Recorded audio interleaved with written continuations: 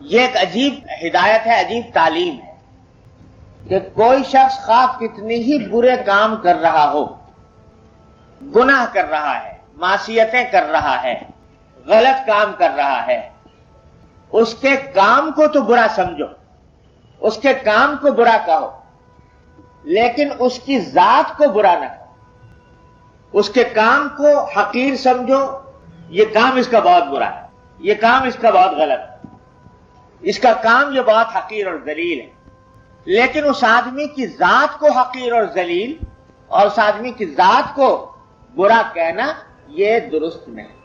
یہ بڑی عجیب و غریب تلقین ہے ہمارے دین۔ کیوں؟ اس واسطے کہ ذات کو برا کیا کہتے ہو؟ کیا پتا کہ اس کا انجام کیا ہونے والا ہے، آخرت میں اس کا انجام کیا ہوگا۔ آج بے شک برے کام کر رہا ہے اور برے کام کرنے کی وجہ سے تم اس کے کاموں کو برا سمجھ رہے ہو، اس آدمی کو برا سمجھ رہے ہو، لیکن کیا پتا اللہ تبارک و تعالیٰ اس کو توفیق عطا فرما دے، اصلاح فرما دے، اور مرنے سے پہلے اللہ تعالیٰ اس کو اچھے اعمال کی توفیق دے دے، جب اللہ کے پاس پہنچے، اللہ تعالیٰ کے پاس پاک صاف ہو گئے۔ تو اس واسطے کیا پتا کہ کون بہتر ہے؟ تو اس واسطے کسی بھی ذات کو، کسی بھی شخص کی ذات کو، یہاں تک کہ کافر کو ذات کو برا نہ سمجھ، اس واسطے کہ کیا پتا اللہ تعالیٰ ایمان کی توفیق دے دے، تم سے بھی آگے نکل جائے۔ کتنی مثالیں ہیں کہ آدمی کافر تھا، فاسق تھا، فاجر تھا، لیکن اللہ تبارک و تعالیٰ نے توفیق عطا فرمائی، اچھوں سے آگے نکل گیا۔ حدیث میں فرمایا نبی کریم صلی اللہ علیہ وسلم نے کہ العبرۃ بالخواتین، اعتبار خاتمے کا ہے۔ خاتمہ کس حالت پر ہوا؟ خاتمہ اگر ایمان پر ہوا، عمل صالح پر ہوا، تو اللہ تبارک و تعالیٰ کے ہاں مقبول ہے، تم سے کہیں آگے پہنچ گیا۔ آپ کو واقعہ سنایا تھا شاید پہلے کہ نہیں، کہ غزوہ خیبر میں حضور اقدس صلی اللہ علیہ وسلم کے پاس ایک چرواہا آیا تھا، یہودیوں کا یہ بکریاں چرایا کرتا تھا، اور دیکھا کہ خیبر سے باہر قافلہ پڑا ہوا ہے مسلمانوں کا لشکر، تو دل میں خیال پیدا ہوا کہ جا کر دیکھوں تو صحیح کہ یہ لوگ کہتے کیا ہیں، کرتے کیا ہیں۔ تو بکریاں لے کر نکلا اور حضور اقدس صلی اللہ علیہ وسلم کی تلاش میں چلا، لشکر پڑا ہوا تھا، پوچھا کہ تمہارے سردار کہاں ہیں؟ لوگوں نے نشاندہی کر دی خیمے کی طرف، وہاں حضور اقدس صلی اللہ علیہ وسلم تشریف فرما تھے۔ اول تو اس کو یقین نہیں آیا کہ یہ اتنے بڑے سردار وہ ایسے معمولی سے خیمے کے اندر کیسے بیٹھے ہوں گے۔ اس کے ذہن میں یہ تھا کہ بہت بڑے کوئی بادشاہ ہے، کوئی بہت بڑے امیر کبیر ہیں، تو کیا ٹھاٹ باٹ ہوں گے، کیا عیش و عشرت ہوگا۔ وہاں تو کھجور کا کہ چٹائی سے بنا ہوا خیمہ وہ پڑا ہوا، اول تو یقین نہیں آیا، لیکن خیر پہنچ گیا حضور اقدس صلی اللہ علیہ وسلم کی خدمت میں۔ تو جا کر پوچھا کہ آپ کیا پیغام لے کر آئے، کیا دعوت ہے آپ؟ تو حضور نبی کریم صلی اللہ علیہ وسلم نے دعوت اپنی مختصر بیان فرما دی کہ بھائی میں تو یہ لے کر آیا ہوں کہ اللہ کے سوا کوئی معبود نہیں، وغیرہ وغیرہ۔ سادہ سا آدمی تھا، پوچھنے لگا کہ اگر میں آپ کی اس دعوت کو قبول کر لوں تو میرا کیا انجام ہوگا، میرا کیا رتبہ ہوگا؟ تو آپ نے فرمایا کہ تمہارا رتبہ یہ ہوگا کہ ہمارے برابر ہوگے، ہم تمہیں گلے سے لگائیں گے۔ تو وہ کہتا ہے کہ آپ مجھ سے مذاق کرتے ہیں، میں کہاں اور آپ کہاں، میں ایک ادنا چرواہا، آپ اتنے بڑے سردار، اور آپ کہتے ہیں کہ مجھے گلے سے لگائیں گے۔ میں تو جسم سیاہ فام ہے، بدن سے بدبو اٹھ رہی ہے، ایسی حالت میں آپ مجھے کیسے گلے سے لگائیں گے؟ حضور اقدس صلی اللہ علیہ وسلم نے فرمایا کہ نہیں، ہم تمہیں گلے سے لگائیں گے، اور تم کہتے ہو کہ سیاہ فام ہو، تو اللہ تبارک و تعالیٰ تمہارے جسم کی سیاہی کو تابانی سے بدل دے گا، اور تمہارے اس جسم سے اٹھنے والی بدبو کو اللہ تبارک و تعالیٰ خوشبوؤں سے تبدیل کر دے۔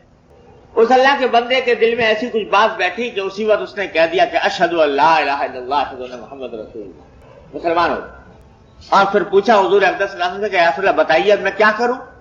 تو حضور اقدس صلی اللہ علیہ وسلم نے فرمایا کہ بھائی تم ایسے وقت اسلام لائے ہو کہ نہ تو کوئی نماز کا وقت ہے کہ تمہیں نماز پڑھواؤں، روزے کا زمانہ نہیں کہ روزے رکھواؤں، زکوٰۃ تم پر فرضی نہیں، حج کا کہ اس وقت تک فرضیت نہیں ہوئی تھی، تو یہ اس وقت تو ایک ہی عبادت ہو رہی ہے، وہ عبادت جو تلواروں کی چھاؤں میں انجام دی جاتی، جہاد فی سبیل اللہ۔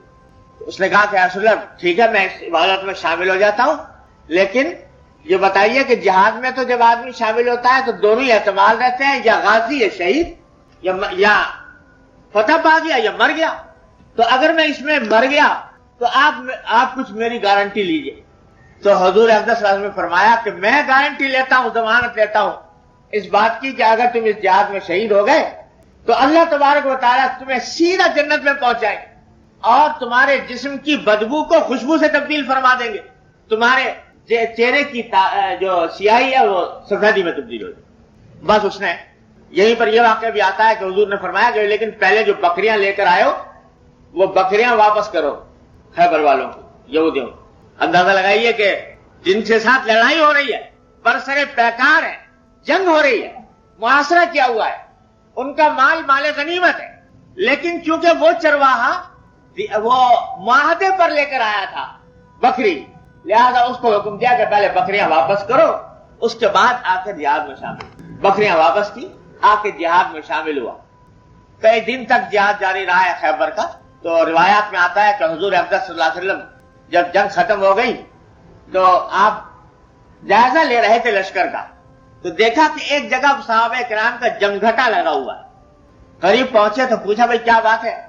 تو لوگ کہنے لگے کہ صاحب یہاں پر جو لوگ اس جنگ میں کام آئے ہیں ان میں ایک ایسا آدمی نظر آ رہا ہے جس کو ہم میں سے کوئی پہچانتا نہیں. تو حضور نے فرمایا مجھے دکھاؤ. تو دیکھا تو حضور نے فرمایا کہ تم اس کو نہیں پہچانتے مگر میں پہچانتا ہوں, اور یہ وہ چرواہا ہے اور یہ عجیب و غریب اللہ کا بندہ ہے کہ جس نے اللہ کے راستے میں ایک سجدہ نہیں کیا, اور میں گواہی دیتا ہوں کہ سیدھا اللہ تعالیٰ نے اس کو جنت الفردوس میں پہنچایا, اور میری آنکھیں دیکھ رہی ہیں کہ اللہ تبارک و تعالیٰ اس کو غسل دے رہے ہیں, اللہ تعالیٰ کے فرشتے اس کو غسل دے رہے ہیں, اور اس کا کی سیاہی سفیدی میں تبدیل ہو گئی ہے, اس کے جسم کی خوشبو بدبو خوشبو میں تبدیل ہو گئی, خوشبو میں مہک رہا ہے. اور یہ وہ اللہ کا بندہ ہے کہ ایک سجدہ اللہ کے راستے میں نہیں کیا, ایک پیسہ اللہ کے راستے میں خرچ نہیں کیا, لیکن سیدھا جنت میں پہنچا. تو دیکھو اگر کچھ عرصے پہلے موت آ جاتی تو سیدھا جہنم میں جانا تھا, اور اب موت آئی اس حالت میں کہ ایمان لا چکا, سرکار دو عالم صلی اللہ علیہ وسلم کا غلام بن چکا, تو اللہ تعالیٰ نے اتنا بڑا انقلاب پیدا فرمایا. تو العبرۃ بالخواتین, اعتبار خاتمے کا. اسی واسطے بڑے بڑے بزرگ جو ہیں وہ لرزتے رہے, یہ دعا کرتے رہے کہ یا اللہ حسن خاتمہ عطا فرمائیے, حسن خاتمہ عطا فرمائیے, اللہ ایمان پر خاتمہ کرے. تو اعتبار خواتین کا ہے. کس بات پر انسان ناز کرے, کس بات پر انسان فخر کرے, کس بات پر اترائے, خدا جانے کل کیا ہونے والا ہے. تو اس واسطے کسی کو بھی حق نہ